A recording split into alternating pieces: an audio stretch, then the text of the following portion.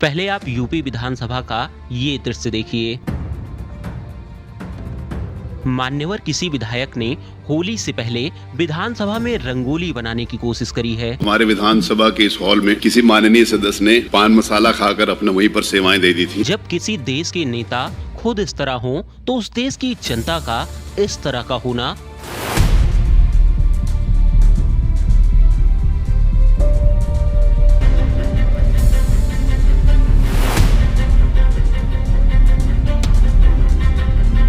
कोई आश्चर्यजनक बात नहीं है। पहले टीवी और रेडियोस पर विद्या बालन का एक ऐड आता था। काकी, घर में शौचालय कहाँ है? बहू को घर में कहाँ, खुले में ही जाना पड़ेगा। बहू, फिर तो तुम घूंघट भी खोल ही दो। एक तरफ तो आपको बहू का घूंघट भी सरकाना गवारा नहीं और दूसरी तरफ उससे खुले में। इस तरह तो हमने कभी सोचा ही नहीं था। तो अब सोचो, घर में शौचालय बनवा, जहाँ सोच वहाँ शौचालय। और लोगों ने इसे सच में फॉलो करना शुरू कर दिया। जहाँ सोच वहाँ शौचालय, जहाँ सोच वहाँ शौचालय, जहाँ सोच वहाँ शौचालय, जहाँ सोच वहाँ शौचालय, जहाँ सोच वहाँ शौचालय। देश का हाल ये है कि दीवारों पर भले ही बड़े अक्षरों में लिखा हो यहाँ पर पेशाब करना मना है, फिर चाहे बगल में सरकार ने शौचालय ही क्यों न बनवा रखा हो, लेकिन इनको वहीं अपनी टैंक खाली करनी है। और सेंसिटिव तो हम इतने हैं कि हमें नैपकिन के कलर तक से भी दिक्कत होने लगती है। आप हो ना, तो अगली बात ये देखना नहीं चाहिए यहाँ पे एसपी को डीएसपी को सबको लेके आऊंगा, ये मजाक नहीं चल रहा है। लेकिन कोई थूक थूक कर उसी कलर की पेंटिंग बना दे रहा है तो उससे हमें कोई दिक्कत नहीं। और सिविक सेंस, उसकी तो बात ही ना करो। वो तो हमारे अंदर इतना कूट कूट कर भरा हुआ है कि किसी ट्रेन के पटरी से उतरने के बाद हम लोगों को नहीं बचाते, बल्कि पहले हम डीजल चोरी करके भागते हैं। यही कारण है कि हमारी सरकार को ट्रेन के टॉयलेट के मग्गे तक को भी चेन लगा कर रखना पड़ता है। और देश प्रेमी वो तो हम इतने बड़े हैं कि नीरज चोपड़ा के ओलंपिक मेडल को हम अपना ही बताते हैं, लेकिन वहीं जब बात आती है इन ओलंपिक खिलाड़ियों को सपोर्ट करने की तो हम कुछ इस तरह की हरकत करते हैं। ये औकात है इंडिया में स्पोर्ट्स पर्सन की और स्टेडियम की, जहाँ पे बच्चे प्रैक्टिस करते हैं और यहाँ पे दारू पी के लोग नाच गाना करते हैं और 10-10 दिन के लिए स्टेडियम बंद रहता है। और जो बच्चों का सामान होता है, प्रैक्टिस करने का हडल्स वगैरह इक्विपमेंट्स होते हैं, उसको तोड़फोड़ करके फेंक दिया जाता है।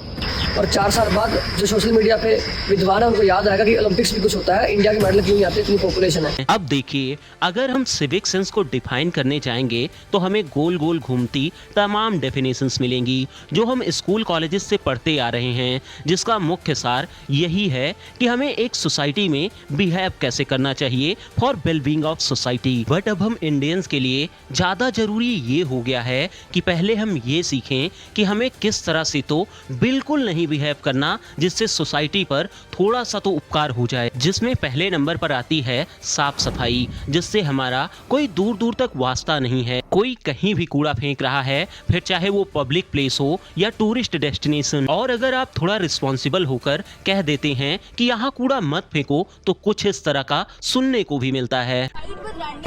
We were not fighting. I told you in so many words that please throw it in the dustbin. You say dustbin in a... मेरी मर्जी, मेरा कूड़ा, मैं जहाँ चाहूँ तहाँ फेंकूं। तुम कौन होते हो मुझे रोकने वाले?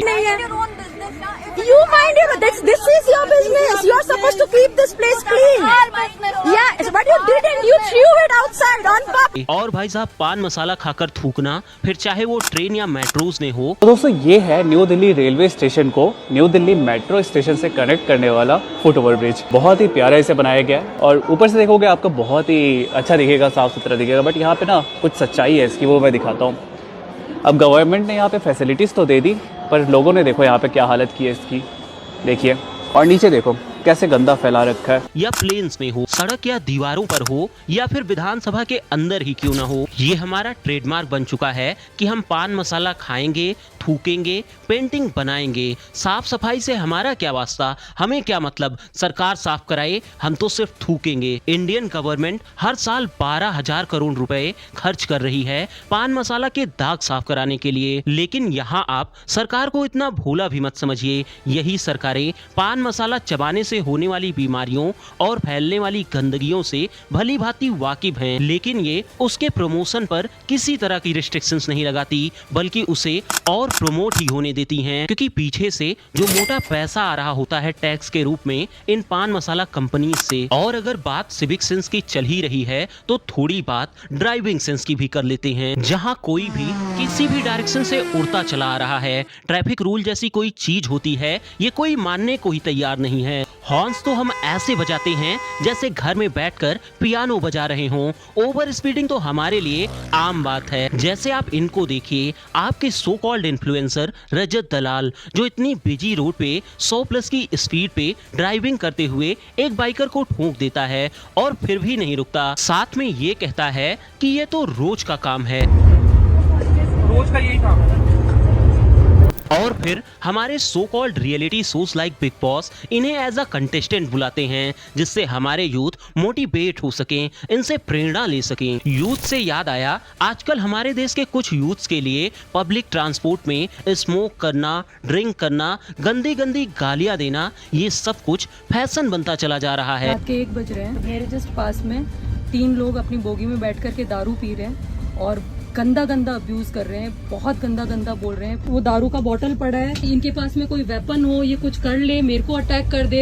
ये भाई साहब मेरे को बोल रहे हैं कि जो कंप्लेंट कर रहा है उनके बच्चों को मैं मार डालूंगा, इन तीनों के साथ में बोल रहे हैं। और ट्रेन्स में तो हमें एसी और रिजर्वेशन वाली बर्थ में सीट चाहिए ही चाहिए, फिर चाहे हमारे पास उसके टिकट ना हो, और अगर आप जगह नहीं देंगे तो ये शीशे फोड़ देंगे।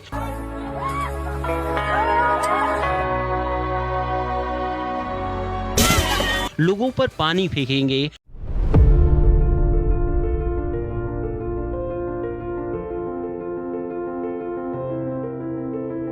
ट्रेन पर पथराव कर देंगे,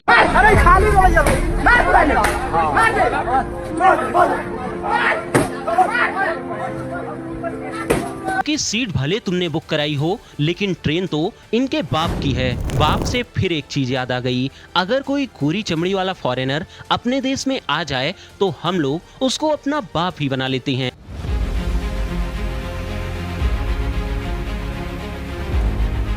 उसको ऐसे घेरते हैं जैसे साक्षात भगवान ने दर्शन दे दिए हों। People really love to stare.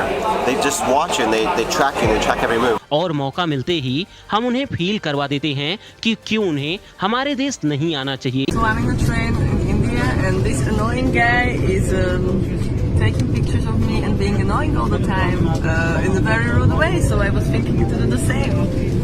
If you have a dickhead next to you, just do the same. Do the same. Put the camera to his face.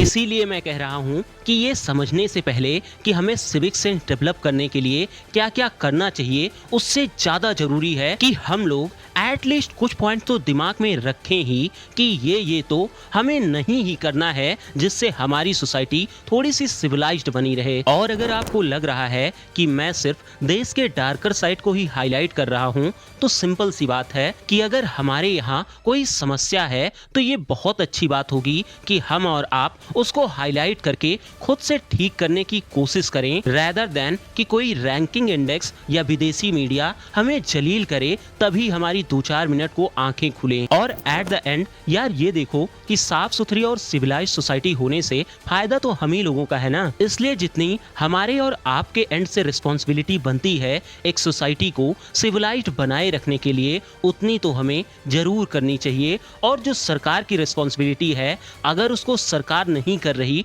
तो उसके खिलाफ हमें आवाज भी उठाना चाहिए, रेदर देन कि हम किसी पार्टी के प्रवक्ता बने, खुद उसके गलत कामों को भी डिफेंड करते फिरें। अमेरिका क्या कहता था, क्या हो तुम, आज हम कहते तू क्या है बे। बाकी अपना ख्याल रखिए। That's all about today. Thank you.